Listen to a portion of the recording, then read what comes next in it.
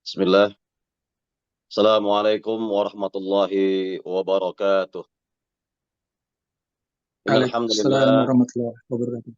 innal hamdalillah nahmaduhu wa nasta'inuhu wa nastaghfiruh wa na'udzu billahi min shururi anfusina wa min sayyiati a'malina.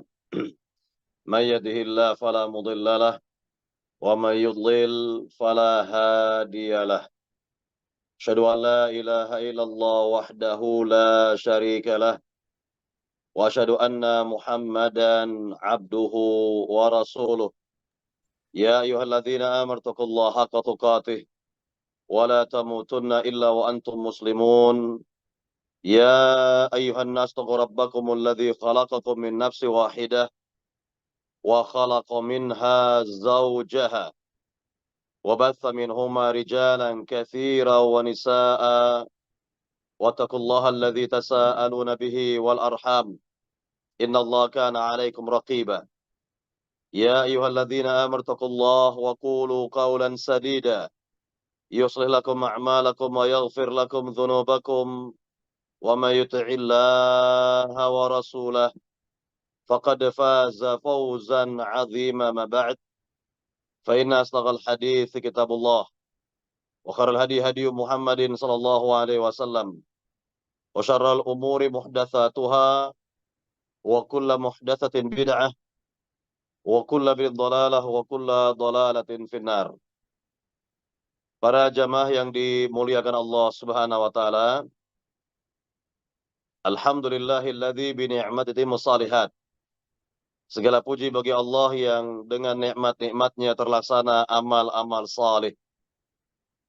Para jamaah yang dimuliakan Allah Subhanahu wa taala, kita lanjutkan kembali materi tauhid dari kitab Tauhid buah karya Syekh Muhammad Tamimi rahimahullah taala, yang sekarang sampai kepada bab 33, yaitu tentang at-tawakkul. Bab mengenai tawakal, bertawakal kepada Allah Subhanahu wa taala. Bab ini dibawakan oleh Syekh Muhammad Tamimi karena sangat erat hubungannya, korelasinya dengan tauhid, yaitu jika seorang hamba tauhidnya benar, jika seorang hamba tauhidnya lurus kepada Allah Subhanahu wa taala, maka tawakalnya atau berserah dirinya hanya kepada Allah Subhanahu wa taala, bukan kepada selain Allah Subhanahu wa taala. Hamba yang bertauhid dengan tauhid yang benar, sekali lagi, tawakalnya atau berserah dirinya kepada Allah Subhanahu wa taala dan bukan kepada selain Allah Subhanahu wa taala. Inilah berkaitan dengan korelasi atau hubungan antara bab tawakal dengan tauhid. Para jamaah yang dimuliakan Allah Subhanahu wa taala, kita akan jelaskan terlebih dahulu definisi tawakal. Dan ini barangkali sebagian orang belum memahami apa itu tawakal. Apa makna tawakal kepada Allah Subhanahu wa taala? Tawakal adalah berserah diri kepada Allah Subhanahu wa taala, yakni seorang hamba berserah diri kepada Allah Subhanahu wa taala setelah melakukan usaha-usaha yang benar. Ya, setelah melakukan usaha-usaha yang benar, maka seorang berserah diri kepada Allah Subhanahu wa taala. Nah, inilah berkaitan dengan tawakal. Jadi setelah adanya usaha yang nyata, ikhtiar yang jelas, kemudian dia boleh berdoa kepada Allah Subhanahu wa taala untuk meminta hasil yang optimal misalnya, hasil yang maksimal misalnya, baru setelah itu dia serahkan kepada Allah Subhanahu wa taala. Tawakal kepada Allah Subhanahu wa taala. Nah, inilah berkaitan dengan makna tawakal. Kita ambil contoh-contoh dalam kehidupan kita sehari-hari. Misal, pertama misalnya ketika seorang mau safar meninggalkan rumahnya menuju tempat safarnya begitu, ya tujuan safarnya, kemudian dia kunci rumahnya dan dengan berbagai macam yakni pengamanan lah terkait dengan rumahnya tersebut, lalu dia safar, dia pergi safar.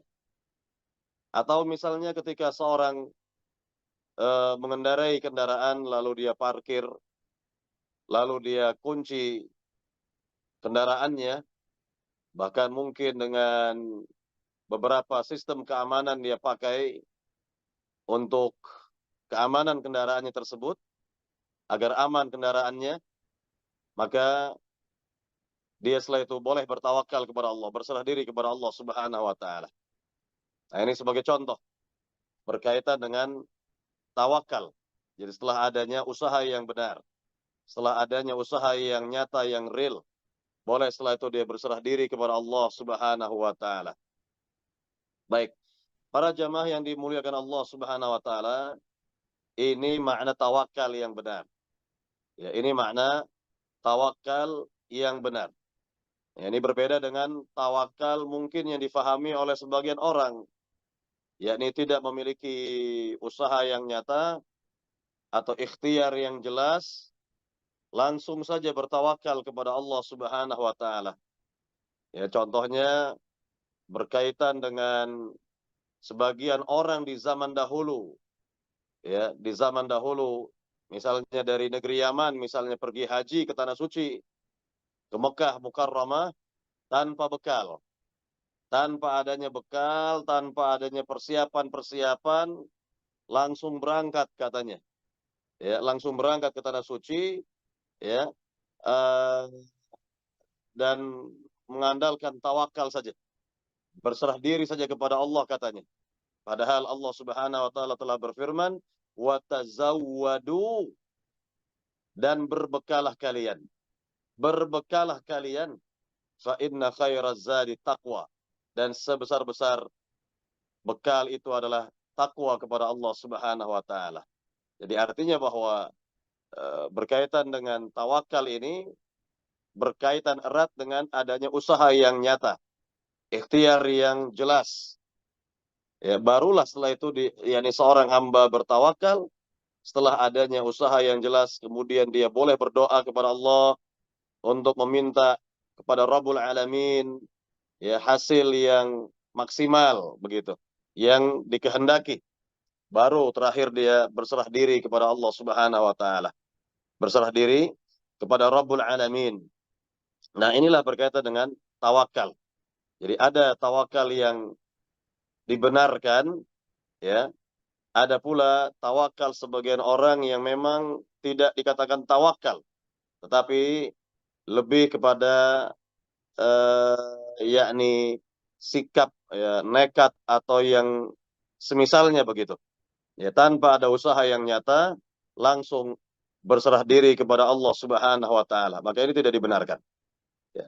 Baik, para jamaah yang dimuliakan Allah Subhanahu wa taala, kita akan lihat dalil-dalil yang dibawakan di sini oleh Syekh Muhammad Tamimi rahimahullah, baik dari ayat-ayat Al-Qur'an maupun hadis Nabi sallallahu alaihi wasallam tentang makna tawakal.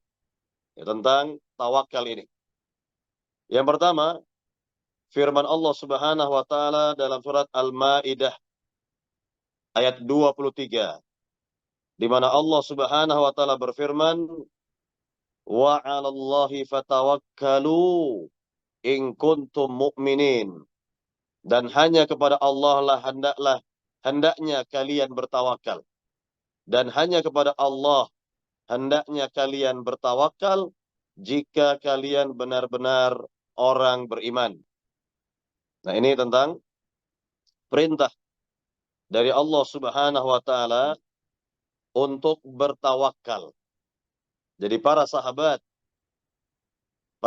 Nabi radhiyallahu taala anhum ajma'in, semoga Allah meridhai mereka, adalah orang-orang yang diperintah oleh Allah Subhanahu wa taala untuk bertawakal kepada Rabbul Alamin. Dan jelas kita yakini bahwa para sahabat Nabi adalah orang-orang yang benar tauhidnya, lurus tauhidnya, ya, bagus tauhidnya, yakni mengikuti tauhidnya Rasulullah Sallallahu Alaihi Wasallam, dan mereka adalah orang-orang yang faham tentang ayat seperti ini. Tentunya mereka adalah orang-orang yang benar tawakalnya kepada Allah Subhanahu wa taala. Kita ambil contoh berkaitan dengan tawakalnya para sahabat kepada Allah Subhanahu wa taala. Yakni kita ambil contoh apa yang dihadapi oleh Nabi dan para sahabat ketika mereka menghadapi pasukan kafir Quraisy. Contohnya pada perang perdana dalam sejarah umat ini, yaitu yang disebut dengan Perang Badar, yang terjadi pada tahun kedua Hijriyah, ya, di mana para sahabat ketika itu, Nabi dan para sahabat, sebenarnya hanya menginginkan kafilah dagang kafir Quraisy. Namun, qadarallah, Allah menakdirkan lain. Justru yang mereka hadapi adalah tentara militer pasukan kafir Quraisy yang secara jumlah jauh lebih banyak dari pasukan umat Islam. Yakni jumlah mereka 1.000 pasukan. Sedangkan umat Islam berjumlah 300 sekian belas saja. Ini secara jumlah. Dan secara persenjataan, bahwa senjata musuh, senjatanya orang-orang kafir Quraisy jauh lebih sempurna di masa itu. Karena mereka memang berkeinginan perang menghadapi umat Islam. Sedangkan Nabi dan para sahabat yang tujuan asalnya hanya menghadapi kafilah dagang, bukan untuk menghadapi pasukan militer, maka mereka memiliki senjata apa adanya ketika itu. Ya, mereka tidak menyangka kalau mereka akan berhadapan dengan tentara militer yang lengkap itu. Namun ya sudah, mau diapakan lagi? Ya tentunya Nabi Shallallahu Alaihi Wasallam mempersiapkan dan sebelumnya musyawarah dengan para sahabat untuk menghadapi tentara kafir Quraisy. Bisa kita bayangkan seorang Nabi yang mulia bermusyawarah dengan para sahabatnya ini, ya, untuk menghadapi tentara kafir Quraisy. Bagaimana caranya?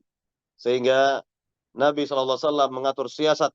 Nah inilah, ya, bagian dari tawakal Nabi, bagian dari tawakal Rasulullah Shallallahu Alaihi Wasallam. Ya, beliau mengatur siasat begini dan begitu dan seterusnya, diatur siasat sedemikian rupa sehingga akhirnya, ya, sebelum Nabi yang mulia dan para sahabat menghadapi tentara kafir Quraisy, Nabi berdoa kepada Allah setelah adanya ikhtiar yang jelas, yang nyata untuk menghadapi tentara kafir Quraisy. Nabi berdoa kepada Allah Subhanahu wa taala agar pasukan umat ini dimenangkan oleh Allah Subhanahu wa taala. Barulah setelah itu Nabi dan para sahabat tawakal kepada Allah, menyerahkan semuanya kepada Allah Subhanahu wa taala setelah mengadakan persiapan-persiapan yang darurat di masa itu, ya, dan juga berdoa kepada Allah Subhanahu wa taala. Nah, inilah tawakalnya Rasulullah dan para sahabat radhiyallahu taala anhum ajma'in. Kemudian kita lihat lagi pada tahun berikutnya, tahun ketiga, ketika terjadi perang kedua, perang Uhud namanya. Nabi yang mulia sallallahu alaihi wasallam memakai baju besi. Lihatlah Rasulullah sallam, ya, seorang nabi yang mulia, manusia yang paling mulia, yang sempurna tauhidnya. Beliau memakai baju besi. Ya, beliau memakai baju besi untuk menghadapi tentara kafir Quraisy.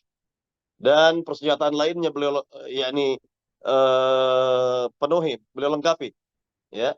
Dan juga siasat perang yang sangat jitu sekali dari Nabi Sallallahu Alaihi Wasallam. Baru terakhir, ya, setelah beliau berdoa, barulah beliau dan para sahabat tawakal kepada Allah Subhanahu Wa Taala. Atau kita ambil lagi contoh pada tahun keempat Hijriyah terjadi perang Parit ya, perang Khandaq namanya, di mana umat Islam akan menghadapi pasukan sekutu, yang mana pasukan sekutu itu berjumlah sangat-sangat besar di masa itu. 10.000 pasukan. 10.000 pasukan menghadapi umat Islam yang sedikit jumlahnya ketika itu. Dan Nabi SAW bermusyawarah dengan para sahabat, ya, bagaimana caranya ini akan menghadapi gempuran tentara sekutu yang sangat banyak di masa itu jumlahnya. Maka muncul idenya Salman Al-Farisi untuk menggali parit, ya, parit yakni pada daratan daratan yang terbuka, ya, untuk masuk ke negeri Madinah. Nah, itulah digali parit, ya, agar tidak dapat dilewati oleh pasukan musuh, oleh pasukan sekutu ketika itu. Ini adalah ide dari sahabat yang mulia Salman Al-Farisi, ya, dari negeri asalnya, negeri Persia, ya, dan ternyata ide dari Salman Al-Farisi ini tidak disangka-sangka oleh orang-orang kafir Quraisy dan tentara sekutunya, karena bangsa Arab ketika itu tidak pernah mengenal yang namanya parit atau pertahanan berupa parit tersebut. Nah, inilah bagian dari tawakalnya Rasulullah SAW dan para sahabat. Mereka melakukan usaha-usaha yang jelas, ikhtiar yang nyata di masa itu untuk, ya, kebaikan-kebaikan mereka. Dan dengan izin Allah Subhanahu wa taala, Allah berikan kemenangan-kemenangan kepada Nabi dan umat Islam ketika itu. Ini sebagai contoh bagaimana tawakalnya Rasulullah, tawakalnya para sahabat radhiyallahu taala anhum ajma'in. Para jamaah yang dimuliakan Allah Subhanahu wa taala, juga ketika salah seorang sahabat, ya, ada salah seorang menghadap Nabi SAW atau datang ke negeri Madinah dengan membawa untanya, maka Nabi SAW perintahkan kepada orang itu untuk mengikat untanya terlebih dahulu. Diikat unta itu agar tidak lari dia, agar tidak kabur dia. Nah, ini bagian dari tawakal kepada Allah Subhanahu wa taala. Jadi tawakal itu identik dengan adanya usaha yang nyata, ya, ikhtiar yang jelas. Baru terakhir setelah berdoa kepada Allah Subhanahu wa taala, nah, terakhir baru bertawakal, yakni berserah diri kepada Allah Subhanahu wa taala. Ya, berserah diri kepada Rabbul Alamin, berserah diri kepada Allah Subhanahu wa taala. Nah, inilah tentang, sekali lagi, apa yang ada pada para sahabat, karena jelas ayat yang mulia ini tertuju kepada para sahabat. Karena tidak ada orang yang beriman, dikatakan in kuntum mu'minin, jika kalian benar-benar orang yang beriman. Jadi tidak ada orang beriman di masa itu kecuali para sahabat, kecuali Nabi dan para sahabat. Sekali lagi, dikatakan wa 'alallahi fatawakkalu in kuntum mu'minin. Dan hanya kepada Allah lah kalian bertawakal jika kalian benar-benar orang beriman. Para jamaah yang dimuliakan Allah Subhanahu wa taala, ini yang kita lihat, ya, dari ayat yang mulia ini. Kemudian kita lanjut kepada dalil kedua dari bab ini, yaitu dalam surat Al-Anfal. Quran surat Al-Anfal ayat 2, ya. Ayat 2, di mana Allah Subhanahu wa taala berfirman tentang orang-orang yang beriman di masa itu para sahabat. Innamal mu'minuna alladzina idza dzukirallahu wajilat qulubuhum wa idza tuliyat 'alaihim ayatuhu zadatuhum imana wa 'ala rabbihim yatawakkalun, kata Allah. Artinya, sungguhnya orang-orang yang beriman itu adalah mereka yang apabila disebut nama Allah, gemetarlah hati mereka. Dan apabila dibacakan kepada mereka ayat-ayat Allah, bertambahlah iman mereka karenanya, dan kepada Tuhanlah mereka bertawakal. Kepada Allah mereka bertawakal. Para jamaah yang dimuliakan Allah Subhanahu wa taala, kita lihat tentang ciri-ciri orang yang beriman yang disebutkan dalam ayat yang mulia ini. Tentu sekali lagi yang perlu kita lihat mengenai orang beriman dari ayat yang mulia ini adalah para sahabat. Karena kalau disebutkan orang-orang beriman di masa turunnya ayat ini, tidak ada lagi kecuali para sahabat. Tidak ada lain, ya. Tidak ada yang lain kecuali para sahabat Nabi radhiyallahu taala anhum ajma'in. Ya, orang-orang yang beriman. Kita lihat yang pertama dari firman Allah Subhanahu wa taala yang mulia ini, "Innamal mu'minuna alladzina idza dzukirallahu." Sungguhnya orang-orang yang beriman itu adalah, pertama kata Allah, idza dzukirallahu wajilat qulubuhum. Apabila disebutkan kepada mereka nama Allah, gemetarlah hati mereka. Nah, lihatlah hati orang yang beriman, hati orang yang bertauhid kepada Allah Subhanahu wa taala dengan sebenar-benar tauhid, apabila disebut nama Allah, gemetar hatinya. Ini menunjukkan hati yang bagus. Ini menunjukkan hati yang bersih. Ini menunjukkan hati yang dipenuhi cahaya tauhid kepada Allah Subhanahu wa taala. Apabila disebutkan nama Allah, gemetarlah hatinya. Ini disebabkan apa? Disebabkan karena kecintaan hati tersebut kepada Rabbul Alamin. Dipenuhi dengan yakni cinta kepada Allah Subhanahu wa taala. Dan ini sudah kita jelaskan dahulu pada babnya tentang bab al-mahabbah, bab tentang cinta. Apabila yakni seorang misalnya sedang mencintai orang lain dengan kecintaan yang besar, lalu disebut nama orang yang sangat dicintainya itu, maka sudah pasti hati akan bergetar dibuatnya. Hati akan rindu dibuatnya. Nah, inilah hati orang beriman. Hatinya orang yang beriman. Apabila disebut nama Allah, bergetarlah hatinya. Dan ya tentunya kerinduan kita ini, atau kerinduan hati orang-orang yang beriman, akan terwujud kelak di negeri akhirat, di surga Allah Subhanahu wa taala, yaitu dengan melihat langsung rupa wajah Allah Subhanahu wa taala. Jadi kalau kita di dunia ini hanya bisa memahami siapa Rabb kita melalui nama-nama dan sifat-sifatnya, nama-nama Allah yang indah dan sifat-sifatnya yang mulia yang disebut dengan Asmaul Husna wa sifatuhu al-ula, kita mengenal Allah Rabbul Alamin melalui nama-nama dan sifat-sifatnya, maka kita berkeinginan besar, merindukan dengan kerinduan yang sangat agar kita nanti di akhirat di surga Allah dapat melihat rupa wajah Allah Subhanahu wa taala yang sangat kita cintai di dunia, yang sangat kita rindukan di dunia ini, agar kita dapat melihat bagaimana rupa wajah Allah Subhanahu wa taala. Dan ini akan terbukti nanti di negeri akhirat. Dan ini merupakan nikmat surga yang paling besar.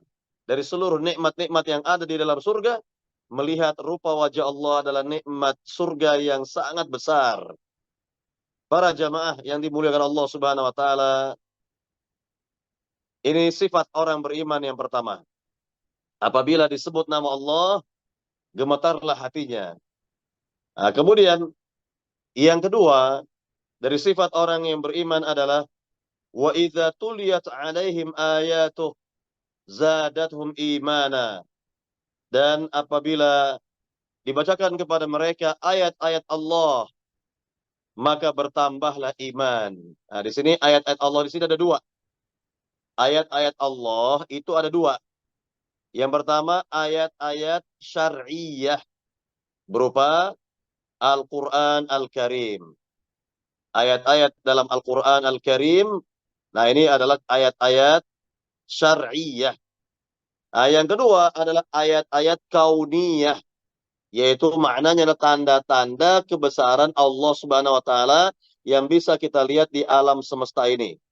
Ya, langit dan apa yang ada pada langit tersebut. Kemudian yakni bumi atau dunia kita ini, apa yang ada di dalamnya, Bahkan apa yang berkaitan dengan tubuh kita misalnya, apa yang Allah cipta dari tubuh kita ini. Nah, ini semua merupakan tanda-tanda kebesaran Allah Subhanahu wa taala, menunjukkan kekuasaan Allah dan maha besarnya Allah Subhanahu wa taala. Jadi, tanda-tanda atau ayat-ayat Allah ada dua sekali lagi.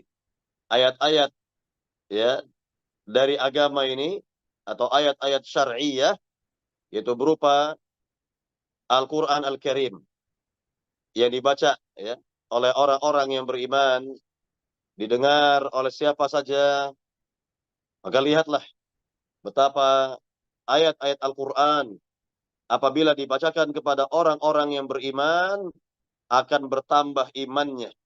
Nah, ini menunjukkan bahwa siapa saja dari hamba-hamba Allah yang beriman apabila mendengar ayat-ayat Al-Qur'an dibacakan atau seorang membaca ayat Al-Qur'an akan bertambah imannya. Nah, ini menunjukkan iman itu bisa naik dan sekaligus bisa turun.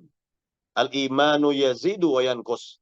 Iman itu bisa naik yakni dalam rangka ketaatan kepada Allah Subhanahu wa taala seperti membaca Al-Qur'an, seperti melakukan amal-amal saleh lainnya. Nah, iman itu bisa naik karena sebab amal-amal saleh yang dikerjakan.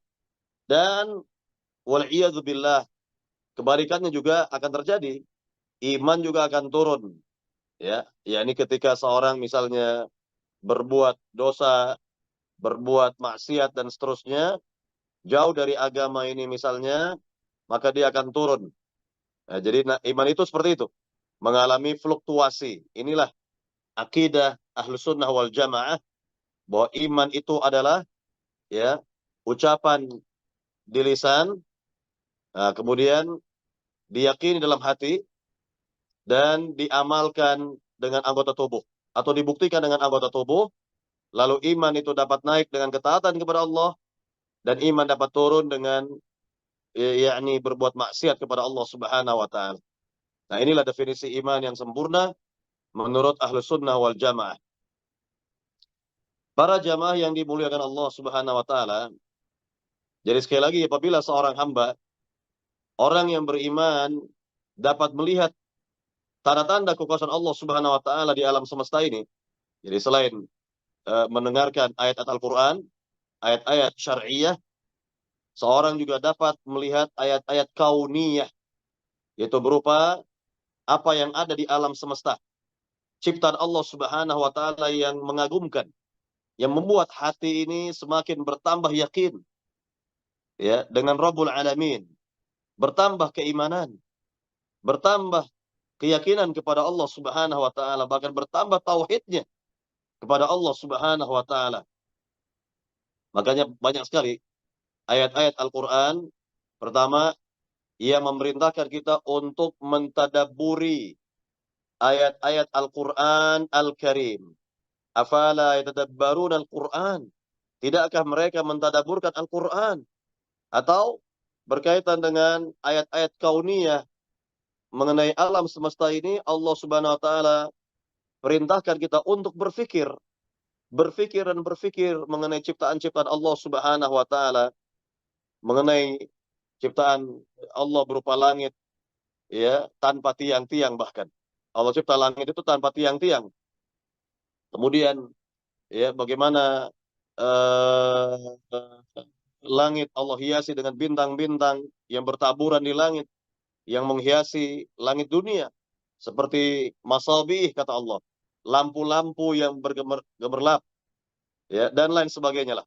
Ya, apa yang Allah cipta di langit, apa yang Allah cipta di muka bumi, bahkan apa yang Allah cipta pada tubuh kita semuanya ini merupakan tanda kebesaran Allah Subhanahu wa taala. Ayat-ayat kauniyah namanya. Ya, tanda-tanda kebesaran Allah Subhanahu wa taala dari sisi penciptaan Allah tentang alam semesta ini. Ya. Baik, para jamaah yang dimuliakan Allah Subhanahu wa taala, ini ciri yang kedua dari orang yang beriman. Apabila dibacakan kepada mereka ayat-ayat Allah, bertambahlah iman mereka.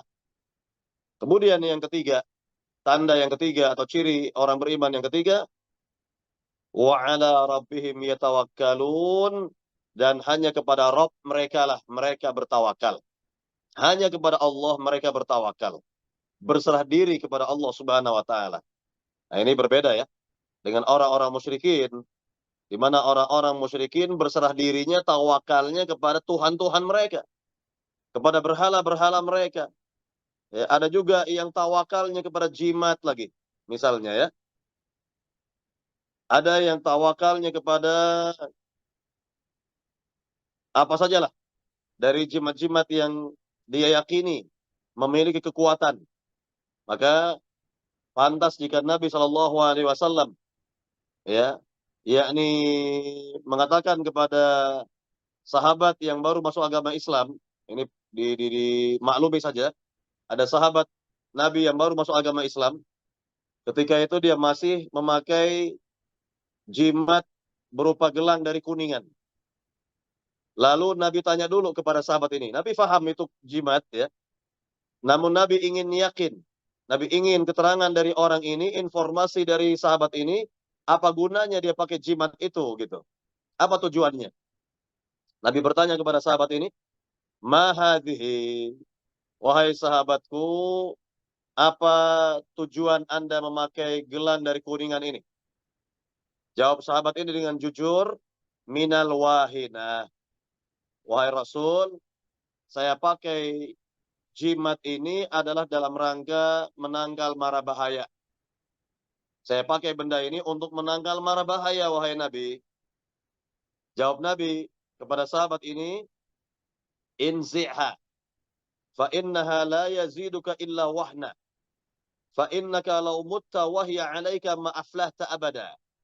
Buanglah jimat ini. Singkirkanlah jimat ini. Karena jimat ini tidak akan dapat memberikan kepadamu sesuatu, ya. Dan jika engkau mati, ini lihat, jika engkau mati, sedangkan jimat ini masih ada pada dirimu, engkau tidak akan bahagia selama-lamanya. Lihat, keterangan Nabi SAW berkaitan dengan orang yang berserah dirinya, bertawakalnya kepada jimat. Bahkan Nabi mengatakan dalam riwayat yang lain, dalam hadis yang lain, ya, yakni wukila ilaihi, ya, yakni barang siapa percaya dengan jimat, barang siapa yakin dengan jimat, maka diserahkan hidupnya kepada jimat tersebut. Jadi Allah Subhanahu wa taala berlepas diri. Allah Subhanahu wa taala berlepas diri dari hamba yang menyerahkan hidupnya itu kepada jimatnya itu.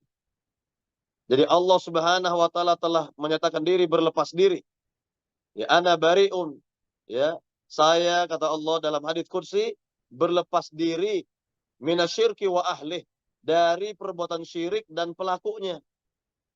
Lihat, jika Allah Subhanahu wa taala telah berlepas diri dari si hamba, lalu bagaimana hidup si hamba ini? Ya, bagaimanakah hidup si hamba ini?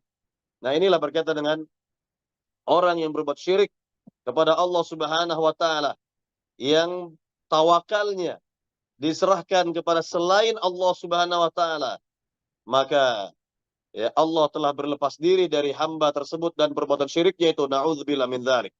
Nasallallahu salamata wal afiyah. Para jamaah yang dimuliakan Allah Subhanahu wa taala, inilah yang kita lihat dari ayat yang mulia ini tentang tiga sifat orang beriman. Sekali lagi, sifat yang pertama adalah apabila dia mendengar nama Allah disebut, bergetarlah hatinya. Yang kedua, jika ia melihat ayat-ayat Allah Subhanahu wa taala, bertambahlah imannya. Apakah ayat-ayat syar'iyah ataukah ayat-ayat kauniyah? Maka akan bertambah imannya kepada Allah Subhanahu wa taala. Dan yang ketiga, yakni bertawakal hanya kepada Allah Subhanahu wa taala. Baik, para jamaah yang dimuliakan Allah Subhanahu wa taala, kita lihat dalil yang ketiga sekarang. Yang terdapat dalam surat Al-Anfal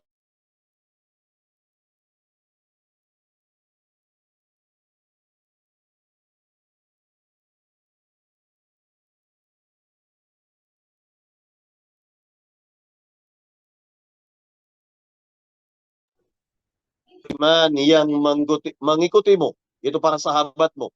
Jadi Allah tegaskan kepada Nabi dan kepada orang-orang beriman bahwa cukuplah Allah sebagai pelindung Nabi dan orang-orang yang beriman.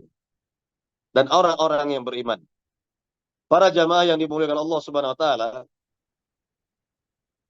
di awal-awal Nabi hijrah ke negeri Madinah, memang Nabi setiap malam rumah Nabi itu dikawal oleh para sahabat, dijaga oleh para sahabat. Kenapa? Karena memang ancaman dari orang-orang kafir Quraisy, ancamannya sangatlah masif sekali. Ya, mereka selalu menebarkan ancaman kepada Nabi dan para sahabat ketika itu. Sehingga wajar kalau setiap malam rumah Nabi itu dijaga oleh para sahabat. Mereka siap dengan senjata mereka. Kalau memang sewaktu-waktu secara tiba-tiba orang-orang kafir Quraisy menyerang negeri Madinah di masa itu. Namun ketika Allah Subhanahu wa taala menurunkan ayat wallahu ya'simuka minan nas, artinya dan Allah lah yang menjaga dan melindungi dirimu dari gangguan manusia, wahai Muhammad, maka Nabi memerintahkan kepada para sahabat untuk pulang. Pulanglah kalian semua, karena Allah telah menjamin diriku, karena Allah telah menjamin keselamatan diriku. Nah, ini jelas. Nabi Shallallahu Alaihi Wasallam setelah adanya jaminan dari Allah, Allah lah yang akan menjaga diri Nabi, yang akan melindungi Nabi dari gangguan orang-orang kafir Quraisy. Wallahu ya'simuka minan nas. Para jamaah yang dimuliakan Allah Subhanahu wa taala, ini berkaitan dengan yakni jaminan Allah Subhanahu wa taala kepada nabinya. Tentu sebelumnya ya, tentunya Nabi tetap dijaga ya, sebelum turun ayat yang mulia ini, Nabi dijaga oleh para sahabat di malam hari agar Nabi bisa tidur dengan nyenyak. Para sahabat silih berganti mereka menjaga rumah Nabi Shallallahu Alaihi Wasallam di masa itu. Baru setelah turun ayat wallahu ya'simuka minan nas, dan Allah lah yang menjamin keselamatan Nabi, barulah Nabi perintahkan kepada para sahabatnya untuk pulang mereka. Pulang ke rumah masing-masing, tidak perlu rumah Nabi dijaga oleh mereka, karena Allah lah yang akan menjaganya. Allah lah yang akan menjamin keselamatan Nabi. Lihat bagaimana tawakal beliau. Lihat bagaimana tawakalnya beliau Shallallahu Alaihi Wasallam setelah adanya jaminan dari Allah Subhanahu Wa Taala. Para jamaah yang dimuliakan Allah Subhanahu Wa Taala, inilah berkaitan dengan ya, ini sekali lagi ayat yang mulia bahwa Allah Subhanahu Wa Taala yang akan menjadi pelindung Rasulullah SAW dan para orang-orang yang beriman, para sahabat radhiyallahu taala anhum ajma'in. Ya ayyuhan nabi hasbukallahu wa man ittaba'aka minal mu'minin. Wahai nabi, cukuplah Allah sebagai pelindung bagimu dan bagi orang-orang beriman yang mengikuti dirimu. Namun ingat di sini, walaupun nabi sudah dijamin keselamatannya oleh Allah Subhanahu wa taala, dijaga oleh Allah Subhanahu wa taala, namun ketika Nabi akan menghadapi perang, menghadapi orang-orang musyrikin, menghadapi orang-orang kafirin, tetap Nabi memakai baju besi. Nabi memakai tameng, membawa senjata dan sebagainya. Nah, ini beliau ingin menunjukkan, beliau ingin mencontohkan kepada para sahabat bagaimana tawakal yang benar itu. Bagaimana tawakal yang benar tersebut. Ya, tetap yakni adanya usaha yang nyata, yakni ikhtiar yang jelas yang beliau tunjukkan kepada para sahabat radhiyallahu taala anhum ajma'in. Para jamaah yang dimuliakan Allah Subhanahu wa taala, jadi inilah berkaitan dengan ayat yang ketiga, dalil yang ketiga dari surat Al-Anfal ayat 64. Kemudian kita lihat lagi dalil yang keempat dari surat At-Talaq ayat 3, Allah Subhanahu wa taala berfirman, "Wa may yatawakkal 'ala Allahi fahuwa hasbuh." Dan barang siapa bertawakal kepada Allah, niscaya Allah akan mencukupi keperluannya. Jadi barang siapa bertawakal hanya kepada Allah Subhanahu wa taala, maka Allah akan mencukupi keperluannya. Nah, inilah berkaitan dengan tawakal yang benar yang tadi dilandasi ya dengan tauhid yang benar, dengan adanya usaha yang nyata, ikhtiar yang jelas, maka ketika seorang berserah diri hanya kepada Allah Subhanahu wa taala, maka Allah akan mencukupkan keperluannya. Allah Subhanahu wa taala akan berikan yakni pengganti baginya apa yang barangkali ia tinggalkan dari tanah airnya dan seterusnya dan seterusnya. Allah Subhanahu wa taala akan berikan kebaikan-kebaikan kepadanya. Ya, inilah tentang orang beriman yang bertawakal hanya kepada Allah Subhanahu wa taala. Para jamaah yang dimuliakan Allah Subhanahu wa taala, kita lihat dalil yang berikutnya lagi.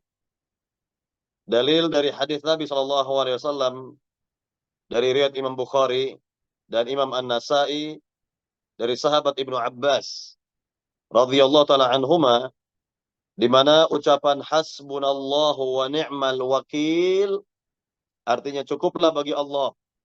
Cukuplah Allah. Cukuplah Allah bagi kami. Dan Allah adalah sebaik-baik pelindung. Saya ulangi. Yakni bacaan hasbunallahu wa ni'mal wakil. Cukuplah Allah bagi kami. Dan Allah adalah sebaik-baik pelindung. Ingat, kalimat ini nggak perlu ditambah-tambah. Karena sebagian orang menambah-nambah hasbunallah wa ni'mal hasbunallah wa ni'mal wakil ya dan seterusnya ya. Ada tambahan-tambahan dari sebagian orang. Cukup apa yang dibawakan di sini hasbunallah wa ni'mal wakil ya. Yani hasbunallah wa ni'mal wakil. Cukuplah Allah bagi kami dan Allah adalah sebaik-baik pelindung.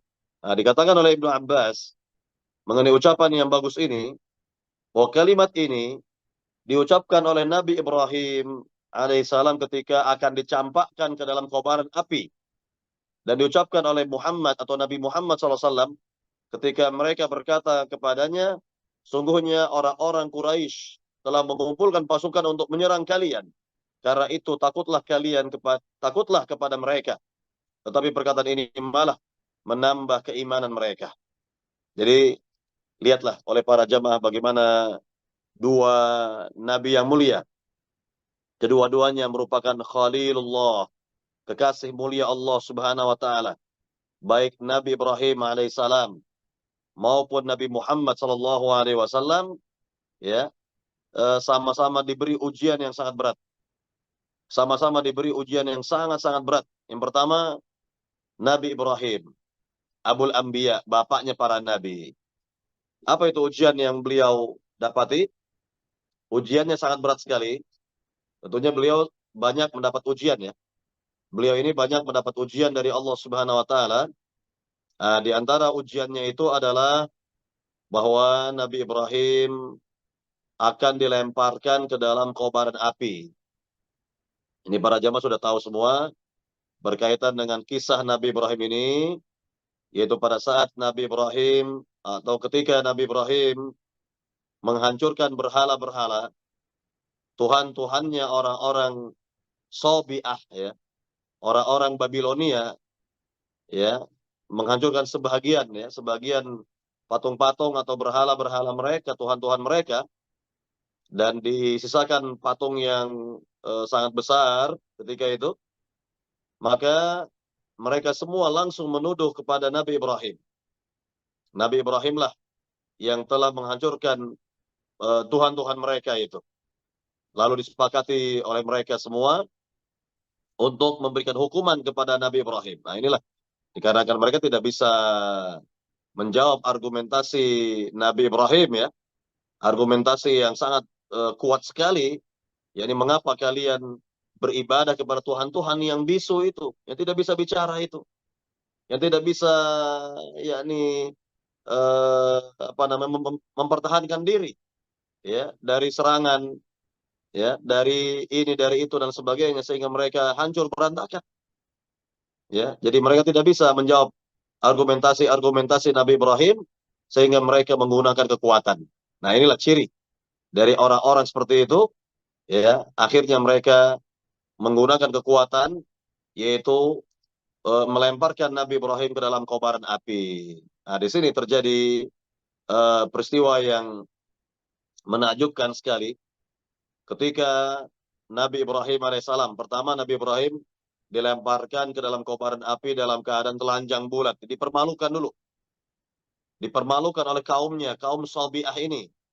Jadi Nabi Ibrahim dilucuti pakaiannya, sehingga beliau tidak berbusana lagi, tidak memiliki bahkan sehelai benang sekalipun di tubuhnya, dipermalukan terlebih dahulu oleh kaumnya.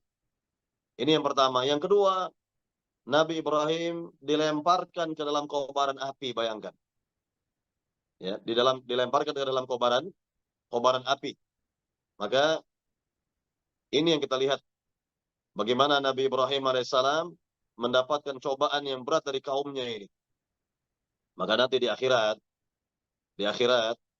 manusia pertama yang akan diberi pakaian oleh Allah adalah Nabi Ibrahim alaihissalam.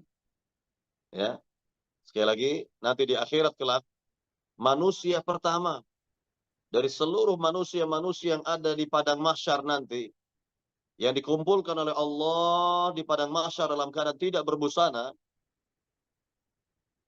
maka Nabi Ibrahim lah yang pertama kali yang akan diberikan pakaian oleh Allah Subhanahu wa taala.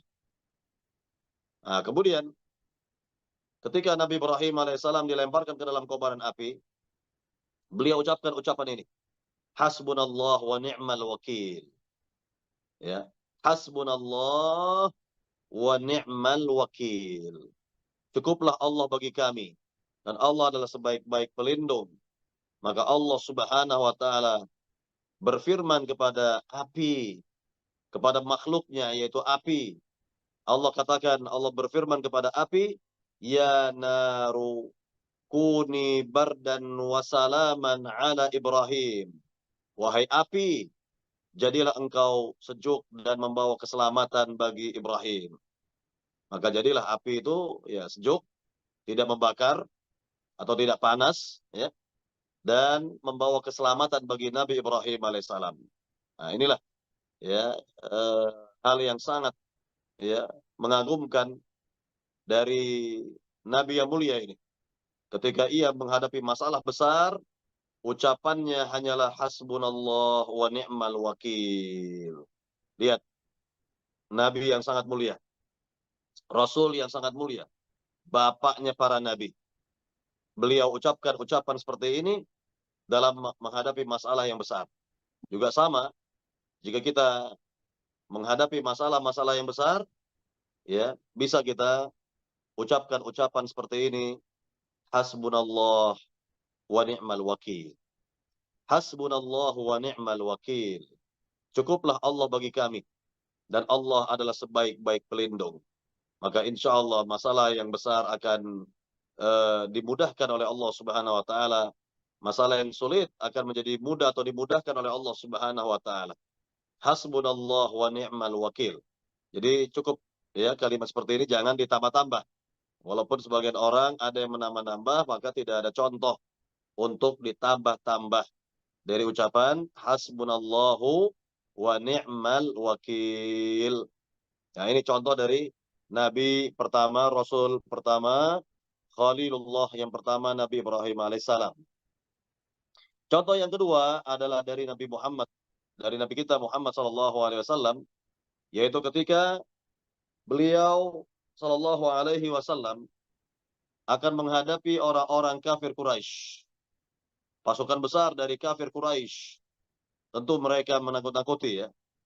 Mereka menakut-nakuti para sahabat, yakni hendaklah kalian takut kepada kami, kata mereka. Kata orang-orang kafir Quraisy. Nah, justru ucapan orang-orang kafir Quraisy ini justru menambah keimanan, menambah kekuatan di hati para sahabat. Bukannya para sahabat menjadi takut kepada mereka, namun para sahabat hanya takut kepada Allah Subhanahu wa taala. Hanya takutnya kepada Allah Subhanahu wa taala saja. Nah, ini berkaitan dengan ya, apa yang dialami oleh Rasulullah SAW dan para sahabat radhiyallahu taala anhum ajma'in. Jadi jelas bagi kita dalam masalah ini ya, bagaimana tawakalnya para sahabat kepada Allah Subhanahu wa taala, tawakalnya Nabi dan para sahabat kepada Allah Subhanahu wa taala. Para jamaah yang dimuliakan Allah Subhanahu wa taala, ini yang kita lihat dari dalil yang terakhir ya, dari ucapan yang bagus sekali atau kalimat yang bagus sekali, yaitu hasbunallahu wa ni'mal wakil. Baik, para jamaah yang dimuliakan Allah Subhanahu wa taala, kita lihat tentang kandungan-kandungan yang ada pada bab ke-33 ini. Kandungan yang pertama adalah bahwa tawakal termasuk kewajiban. Nah, ini tentunya setelah adanya usaha tadi ya. Setelah adanya usaha yang nyata, ya, ikhtiar yang jelas, ya. Kemudian boleh setelah itu seorang berdoa kepada Allah Subhanahu wa taala agar mendapatkan hasil yang maksimal begitu. Baru terakhir dia berserah diri hanya kepada Allah saja. Bertawakal kepada Allah Subhanahu wa taala. Kemudian yang kedua, bahwa tawakal termasuk syarat-syarat iman. Tawakal termasuk syarat iman. Ya, artinya apa? Ketika seorang ya, yakni bertawakal hanya kepada Allah, maka jelas tawakal itu adalah amalan hati. Ya, dikatakan ya, bagian dari iman atau syarat dari iman karena tawakal itu bagian dari amalan hati. Jadi amalan hati itu banyak ya. Yang pertama adalah al-mahabbah, cinta. Cinta kepada Allah Subhanahu wa taala. Yang kedua al-khauf, takut kepada Allah Subhanahu wa taala. Yang ketiga roja, berharap kepada Allah Subhanahu wa taala. Nah, kemudian yang keempat tawakal ya. Yakni bertawakal hanya kepada Allah saja. Nah, ini bagian dari amalan hati. Maka jelas bahwa apa yang ada di hati ini bagian dari iman. Ya, bagian dari iman. Selain diucapkan dengan lisan, kemudian dibuktikan dengan anggota tubuh, maka hati pun harus meyakini. Ya, harus meyakini dan mengimaninya. Nah, ini bagian dari masalah iman sekali lagi. Kemudian yang ketiga tentang tafsir dari surat Al-Anfal yang tadi telah dijelaskan, ya, berkaitan dengan yakni bertawakal yang termasuk sifat dari orang-orang yang beriman. Tawakal termasuk dari sifat orang-orang yang beriman kepada Allah Subhanahu wa taala. Ya, dan imannya bertambah itu. Dengan bertawakal kepada Allah semakin bertambah kepada Allah Subhanahu wa taala imannya. Kemudian yang keempat, tafsir ayat dari surat Al-Anfal, ya. Ini yang keempat.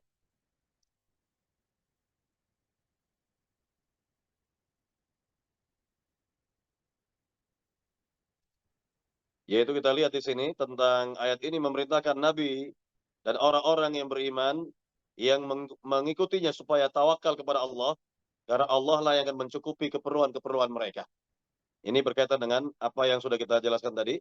Dan yang kelima, tafsir ayat dalam surat At-Talaq, ya. Yani menunjukkan tentang kewajiban bertawakal kepada Allah dan pahala bagi orang yang mengamalkannya. Pahala bagi orang yang mengamalkannya. Nah, kemudian yang terakhir tentang kalimat hasbunallah wa ni'mal wakil, yaitu memiliki kedudukan yang sangat penting karena telah diucapkan oleh Nabi Ibrahim alaihissalam dan Nabi kita Muhammad SAW dalam situasi yang sangat sulit. Ya, dalam situasi yang sangat-sangat sulit. Ini kita juga bisa mencontoh apa yang telah dicontoh oleh Nabi Ibrahim alaihissalam dan juga Nabi kita Muhammad sallallahu alaihi wasallam. Mereka bertawakal kepada Allah dengan ucapan mereka hasbunallahu wa ni'mal wakil. Cukuplah Allah bagi kami dan Allah adalah sebaik-baik pelindung. Baik, para jamaah yang dimuliakan Allah Subhanahu wa taala, mungkin untuk lebih menghidupkan suasana lagi, kita berikan kesempatan untuk soal jawab kepada para jamaah. Silakan kalau ada pertanyaan dari para jamaah, pembawa acara bisa memandu soal jawab ini. Dipersilakan. Baik Ustadz, terima kasih Ustadz. Ada satu pertanyaan Ustadz. Ya, silakan. Saya bacakan dahulu.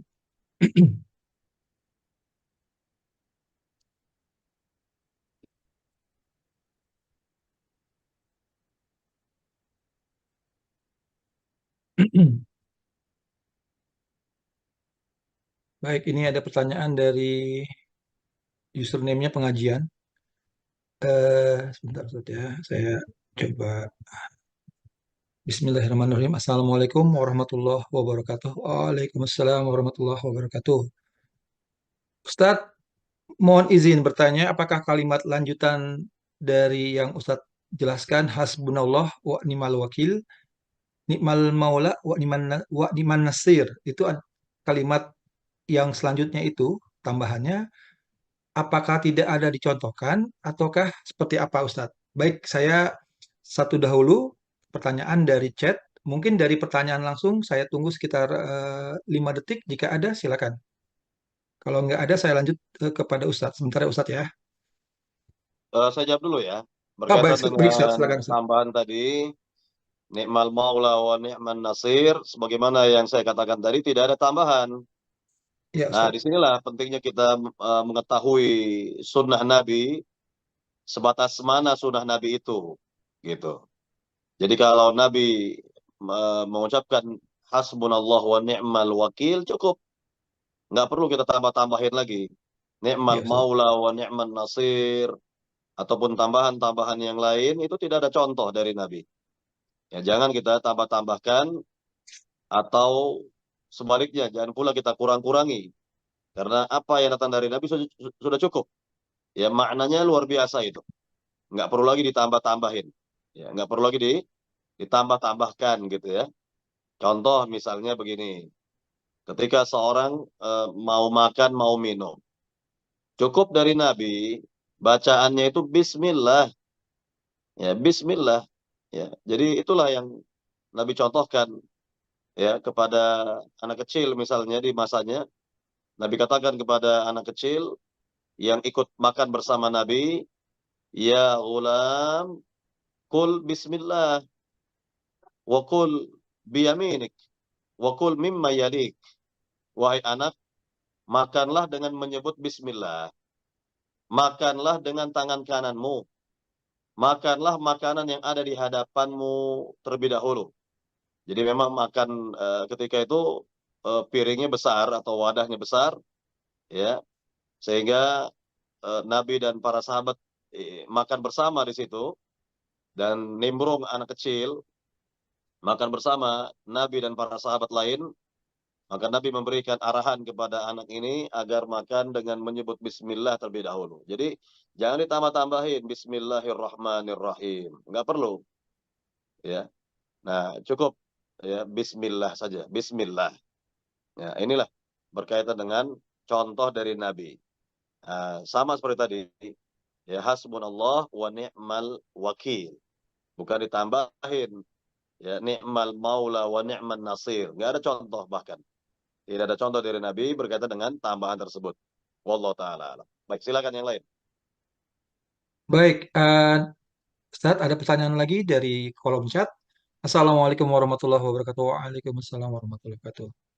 Izin bertanya Ustadz, apakah bisa dijelaskan mengenai pemahaman-pemahaman atau aliran-aliran yang perlu diwaspadai karena keliru dalam hal bertakwa kepada Allah? Bertawakal ya. Ya, Ustadz. Contoh ya, yakni tawakalnya ala sufi. Ini tawakal yang tidak benar ya. Dan bukan tawakal namanya lagi. Yang seperti ini. Misalnya ya, eh, ada di antara sufi, orang sufi, di tasawuf atau tarekat ya. Kalau kalau di negeri kita ini banyak tarekat-tarekat. Nggak perlu kita sebutkan namanya. Atau apa namanya, tasawuf atau sufi, ya, yang memang telah menyimpang dari ajaran Islam. Contoh di antara mereka ya, misalnya ada seorang tarekat atau sufi atau tasawuf yang sebenarnya istrinya ini sedang hamil tua, mau melahirkan misal.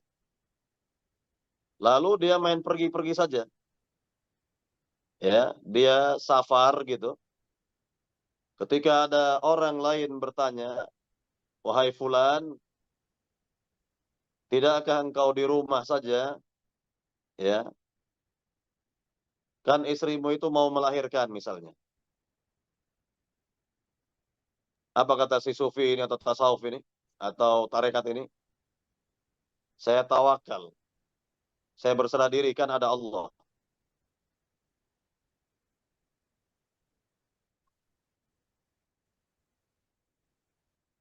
Ya. Dia mengatakan subhanahu wa ta'ala. Ya. Di mana ini? Ya, ini bukan tawakal namanya. Ini tidak benar. Ini nekat yang seperti ini. Ya, ini sebagai contoh pemahaman yang keliru. Ya, ini bukan tawakal karena tidak ada ya usaha yang real, yang nyata di sini. Ya. Sedangkan tidak ada yang membantu istri itu untuk melahirkan, misalnya tentang tawakal ala sufi, ala ala tasawuf atau tarekat begitu. Ya kan ada Allah katanya. Iya, jelas Allah ada. Memang Allah itu mau kemana? Ya, Allah gak apa ya, ini Allah jelas ada. Ya, namun tentunya harus ada usaha yang jelas, yang nyata. Ya tidak ditinggalkan begitu saja, kan begitu ya. Nah ini contoh berkaitan dengan tawakal ala sufi atau tasawuf seperti itu. Ya, wallahu taala alam. Baik, silakan Baik, yang lain. Ustaz. Baik, baik. Jadi Ya, Ustaz, silakan jamaah. mungkin saya mencoba bukan mereduksi apa yang tadi disampaikan, tetapi ingin mencoba menguatkan kembali, malahan menguatkan. Jadi mungkin kata-kata tawakal dalam Al-Quran itu banyak Ustadz ya, seperti fa'budhu wa tawakkal alaih misalnya di surat Hud, maka sembahlah dia, terus wa tawakkal alaih dan bertakwalah kepadanya. Itu banyak sekali. Nah, jadi saya mencoba memberikan satu apa namanya bukan definisi, tapi untuk saya pribadi dan tolong dibenarkan atau disalahkan kalau memang salah Ustadz ya. Jadi tawakal itu adalah menyerahkan segala sesuatu hanya kepada Allah, tapi masih koma nih Ustadz. Setelah manusia melakukan daya upayanya yang jelas gitu lah Ustadz ya. Kira-kira begitu Ustadz ya. Ya, betul. Betul ya berarti ya. Jadi tawakal itu memang harus dilakukan oleh siapapun, mau itu alumni SMA 3, SMA 1, presiden, calon presiden Ustadz ya. Jadi kira-kira seperti itu. Baik, jika ada yang ingin bertanya atau menguatkan, kami persilakan sebelum mungkin kita kita tutup ya untuk kajian ini. Mohon mohon ditunggu sebentar Ustadz ya. Ada mungkin ada yang sedang mencatat atau ada yang sedang mencoba ingin live atau mencoba ingin langsung. Silakan kepada kakak-kakak, teman-teman, abang, uni, semuanya. Silakan jamaah. Kalau ada yang ingin bertanya langsung silakan.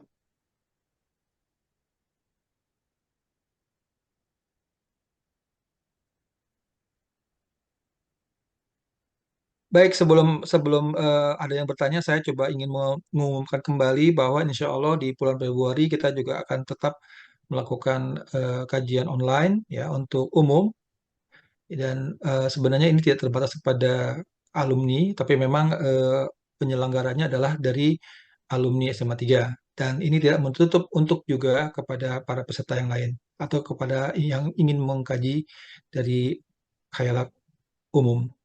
Baik, ada yang bertanya?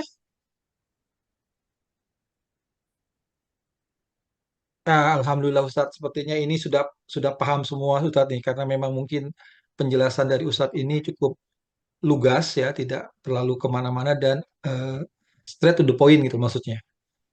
Bagaimana Ustadz? Kira-kira ada yang mau ditambahkan? Kalau nggak ada, teman-teman dan kakak-kakak dan ya, Bapak Ibu semuanya, kita serahkan kepada Ustadz. Mungkin silakan Ustadz. Selanjutnya saya serahkan kepada Ustadz. Ya, baik para jamaah yang dimuliakan Allah Subhanahu wa taala. Kalau tidak ada pertanyaan lagi, mungkin kita cukupkan sampai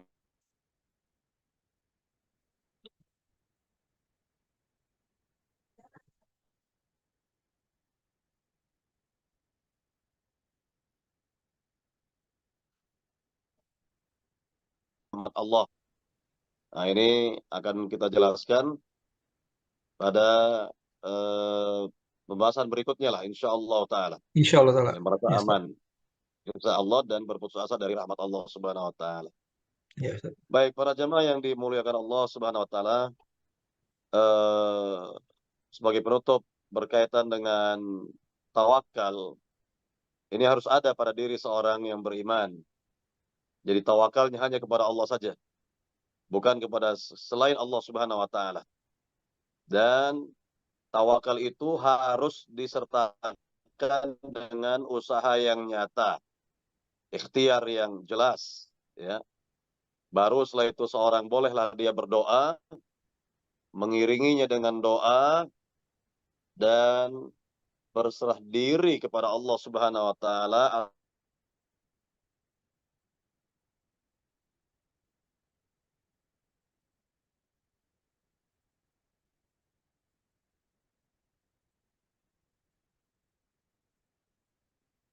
Jangan orang hilang ini. Dirinya hanya kepada Allah Subhanahu Wa Ta'ala. Dan inilah bagian dari amalan hatinya, ya, cerminan dari tauhidnya yang bagus, cerminan dari tauhidnya yang baik, begitu.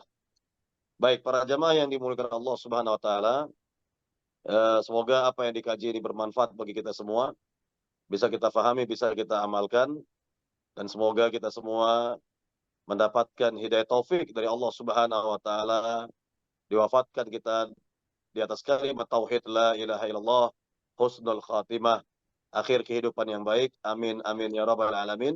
Amin, Kita Ustaz. akhiri dengan doa penutup majelis.